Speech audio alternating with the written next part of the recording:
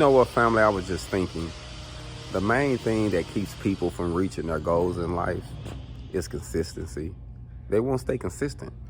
Most people will start off good and the motivation to be good, and they be like, yeah, I got this new business, or I got this new thing I'm finna do, and then they'll just wither to the side. So we have to realize in life, when you're building anything or you're growing anything, there's gonna come a storm. There's gonna be rain. There's gonna be a season where you don't know what's gonna happen. But that's when you got to keep your faith. That's when you got to stay rooted, because during that time is when you grow the strongest, when you grow the most.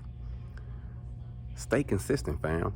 Whatever you're trying to do in your life, especially entering into this new year, if you're going to accomplish those goals that you wrote down in December or whenever you wrote them down last year, you got to stay consistent. Some days you might not know how it's going to work. Some days you might not think, man, this ain't going to work. And that's okay to feel that way, but stay consistent. Keep knocking, keep grinding, because that door will open, family. All gone.